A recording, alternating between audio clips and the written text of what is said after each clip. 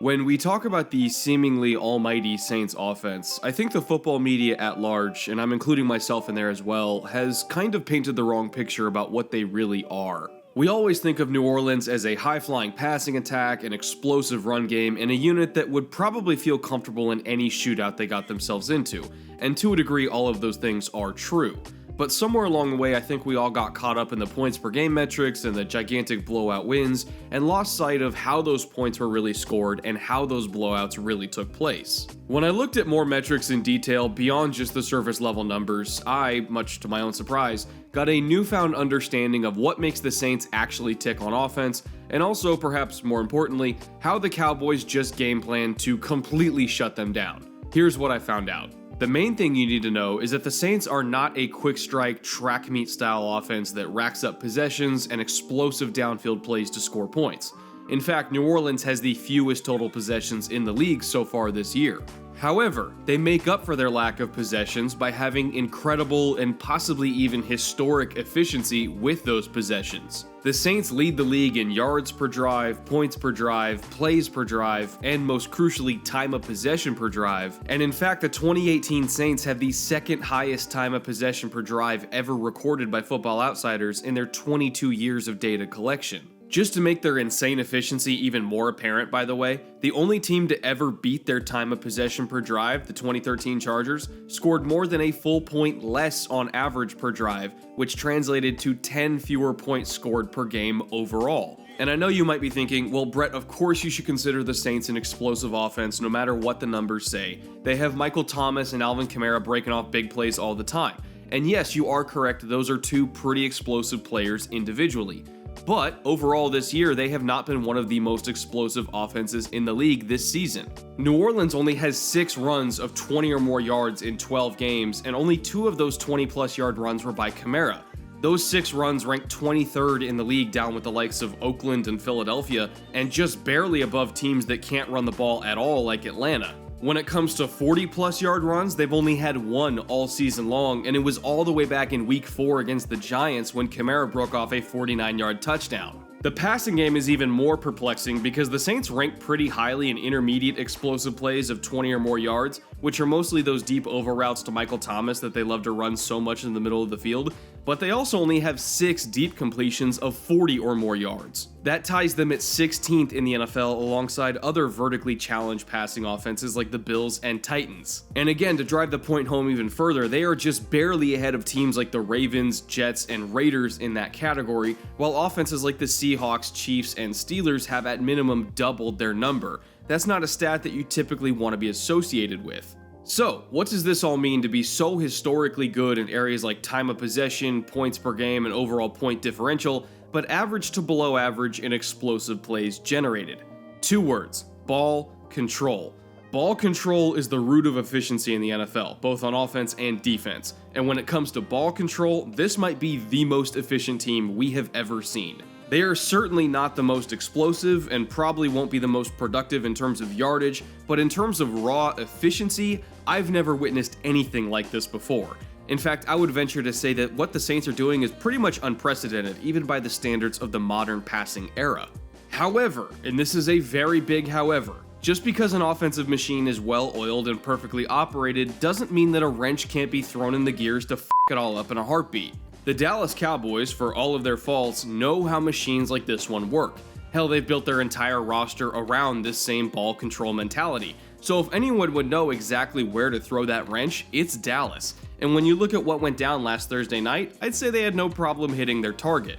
The key point to remember here when we break down the Cowboys' game plan in this matchup is that to beat a ball control team like this, you have to first kill their efficiency. To kill their efficiency, you have to make sure that they cannot sustain long drives. And to make sure that they cannot sustain drives, it all comes down to one thing and one thing only: third down. If the Cowboys did nothing else in the week leading up to this game but prepare for the Saints' third down packages, it would be time well spent because that is the gear that makes the machine work. You get a wrench in there and the machine dies. When the machine dies, their defense comes on the field, and when their defense is on the field for longer periods of time than they're used to, everything else collapses. I know we all like to point out that New Orleans has a great run defense and great sack totals, and they do, but that's about all they've got.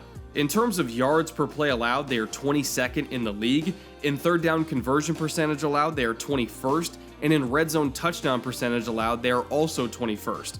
In red zone trips allowed, they are 18th. And in points given up per play, they are 17th. Even in the ratio of punts forced per opposing score, they are 25th, so that's not great either.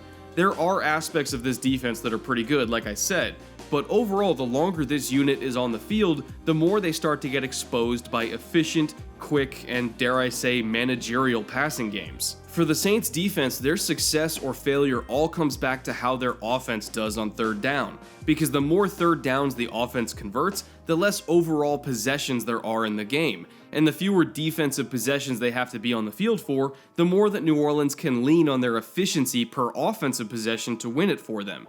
That's the key to the game, and Dallas knew it. Kill their efficiency on offense to expose their inefficiency on defense. So when looking back on this loss against the Cowboys, where the Saints went 3 for 11 on third down, their second worst ratio of the year behind their very close win against Cleveland, I think it's important to examine just how the Dallas defense game planned for their third down packages. To do that though, we have to first understand New Orleans' third down tendencies, which means going back to look at, you guessed it, even more data. On third downs this season, the Saints have thrown 96 passes in 12 games. That's the second fewest in the league behind only Carolina, and it averages out to exactly 8 third down passes a week for Drew Brees. For reference, Pat Mahomes, Jared Goff, and Tom Brady are all right behind him in the rankings, while Kirk Cousins is all the way on the other end of the spectrum, throwing nearly 12 third down passes a game. Clearly, if your team can run the ball worth a damn, it makes things a little bit easier for the quarterback, but I think all of you already knew that. Now, when it comes to target share on third down, that's when things start to get interesting and meaningful. The Saints are one of only 4 teams over the course of this full season to have both a wide receiver and a running back have at least 20 targets on third downs. That's of course referring to Michael Thomas and Alvin Kamara. The other 3 teams are Jacksonville with Westbrook and Yeldon, Cleveland with Landry and Johnson, and the Giants with Beckham and Barkley. However, all 3 of those teams have reached that milestone while throwing at least 133 passes on third down so far, while the Saints have thrown about 30% less with only 96. That difference right there translates to Thomas and Kamara having a gigantic target share on third downs for the Saints and a much higher target percentage than any other receiver running back duo in the league. So, taking that huge tendency into consideration, what did that mean last week for Rod Marinelli and the Cowboys when they were game planning, and what could they do about it? Well, it meant that there was some formula or concept that they could count on the Saints offense to try at every possible opportunity, and if you can count on your opponent to try something consistently, you can exploit that tendency. All it takes is just knowing that it's coming, and believe me, the Cowboys knew exactly what was coming. This right here is the key concept that Marinelli leaned on to punish the Saints' third down packages. It's called a dime defense. 4 defensive linemen, 1 linebacker, 4 cornerbacks, and 2 safeties. At first, their alignment here kind of looks like cover 4 on the back end, and like they're going to try to play it very conservatively on 3rd and 10, but it's actually the opposite, and it's a roll to an aggressive cover 1 robber with a green dog blitz from Jalen Smith. And the green dog blitz terminology, by the way, for those of you who don't know, means that when Smith reads that his man in coverage, Josh Hill, is staying in to protect, that automatically triggers him to come on a delayed blitz and add a little bit of extra pressure against the extra protection. So overall, all 4 cornerbacks, as well as Smith, will be in man-to-man coverage until he blitzes, of course, while the free safety is over the top in the deep middle, and the strong safety, Jeff Heath, is coming down to rob the intermediate middle of the field. The Saints, meanwhile, have dialed up one of their favorite concepts to get matchups they like in long yardage situations, the double post wheel. Usually when the Saints call this concept, the progression for Brees moves from the inside post to the outside post with Thomas, which might be a little bit flatter out of the break if he's got a safety over the top, and then to the wheel with Kamara if both of those posts are not there. But the Cowboys were ready for that, with Jeff Heath aggressively coming down to rob the intermediate middle of the field, and Xavier Woods floating over the top in the deep middle, and Byron Jones preemptively flipping his hips outside to play the boundary. Dallas is essentially committing 3 defenders to making sure that Thomas does not get targeted on any route in any area of the field, no matter what. They want to put 2 zone defenders right in Thomas's wheelhouse over the middle and another elite corner on the boundary just to take away all possibilities of Brees throwing it to him. And with Thomas locked down by an army of Cowboy defenders, that leaves Kamara and Tre'Quan Smith alone on islands by themselves. Now, normally when you hear Kamara is alone in man coverage on a wheel route, you automatically think that it's going to be a huge gain down the sideline, but Marinelli came prepared and he's not playing Kamara like most other defensive coordinators would. He's not having a linebacker go up against him in space, and he's not even having a safety. He's putting a corner in the game to essentially play the role of a dime linebacker, with his one and only job being to follow Alvin wherever he goes and take him away in man coverage. Look at how easily Jordan Lewis gets out there to match Kamara stride for stride. He has no issues matching his speed or his angle, and the moment the ball is released, honestly, I feel like he was already in a good position to undercut this ball and take it back to the house. The only thing that stopped him from doing so was the pressure up front getting to Brees and disrupting the throw, which then fell harmlessly to the ground. But if the throw is not disrupted, believe me, Dallas probably starts this game with an immediate 10-0 lead off a defensive touchdown. Well, I guess technically they started 10-0 anyway eventually, but you get my point. The Cowboys had the data, they knew that Thomas and Kamara were Brees' favorite targets, and that they were the most heavily targeted receiver running back duo in the league on third down by a wide margin, so they committed to eliminating them at any cost while taking their chances with the rest of the Saints roster out in one-on-one matchups. And for whatever reason, Drew Brees and Sean Payton never punished them for that plan. They never made any sort of concerted effort to scheme anyone else open or focus on any other receiver that was not Thomas or Kamara, to the point where even when they had the Cowboys in a favorable nickel defense with Tre'Quan Smith running right by a linebacker over the middle and nothing but grass in front of him, Brees did not even look in his direction. From the start, he was thinking that he had his guy, Michael Thomas, one-on-one against Byron Jones, and he was going to throw the fade to his guy no matter what. It didn't matter that he was throwing right at one of the league's best corners, it didn't matter that Jones had been eating fade routes for breakfast all season long, and it didn't matter that Tre'Quan Smith had by far the best pre-snap matchup on the field. That ball was going to Thomas just like it had been for the previous 11 games, and guess what? It finally didn't work. This right here was the problem last Thursday night, and if Peyton and Brees don't adjust, it's going to be a problem again. The Saints threw 8 third down passes in this game, right in line with their overall season average, and 7 of those 8 targets went to Thomas and Kamara. Thomas had 0 third down catches, Kamara had 5, and none of those 5 catches converted a first down. In fact, the only other third down pass that went to someone other than those two was their only conversion through the air the entire night, and it was a 30-yard touchdown strike to Keith Kirkwood that got New Orleans back in the game. It's actually kind of amazing what happened the second Brees targeted literally anybody else on third down.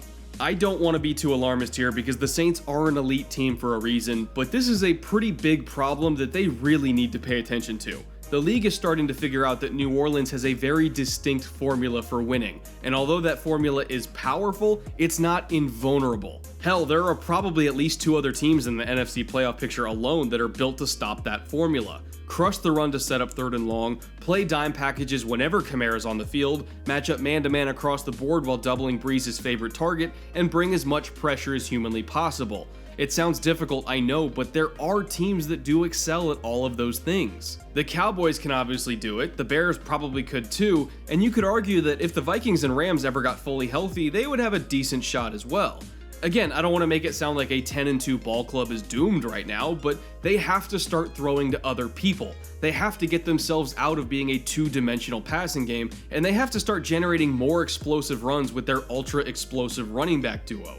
I get that their system is worked up to this point, and I get that you don't want to fix what wasn't broken, but I think we can all agree that the Cowboys just broke that shit. They broke it bad, and now Peyton and Brees have to fix it. I don't know exactly how they're going to do that just yet, but I do at least know this. If the Saints don't learn from this loss and accept the lessons that it taught them, they will not make it to the Super Bowl. I don't care how talented they are, and I don't care how good their quarterback is, they won't make it if they don't adjust their play calling and their execution right now. Because believe me, the rest of the conference will. Make no mistake about it, the Cowboys just gave everyone a blueprint for how to kill the king, and they're gonna use it. From here on out, the games will only get harder for them, and the stakes will only get higher. Either they adapt, or they die. Let's see which one they choose.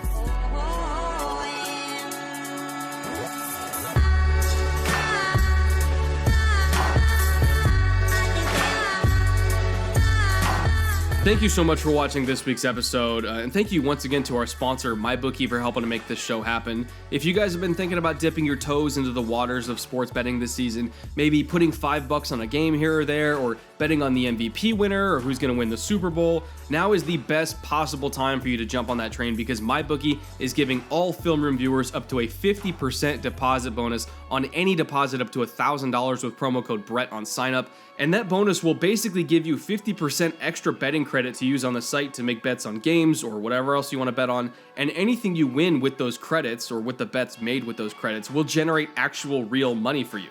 So really, MyBookie is basically just giving you free money to sign up and bet with on the site that can then turn into even more real, actual free money, which is awesome. So again, check out that link in the description below. Go to MyBookie, enter promo code Brett when you sign up and deposit, and enjoy your free bonus. As for me, I will be back next week with another full Film Room episode, and of course, more picks against the spread. And I want to give a shout out to everyone who made my trip to Atlanta so amazing when I was there last week. I was at the Falcons and Ravens game. I met a few of you guys there at the stadium as well, actually, which was incredible. Steve and AJ, you guys were just really, really awesome. Such supportive watchers of the channel. Steve was a Falcons fan, AJ was a Ravens fan, so it was really cool to kind of get two different perspectives from both sides of that game when I was there. But yeah, you guys are just the best community I could ever ask for. I can't thank all of you enough for all of your support. This has been truly one hell of a ride the last couple of years, and I can't wait to keep it going with all of you. So with all that sappy stuff out of the way, I love you guys. I'll see you next week, and until then, later.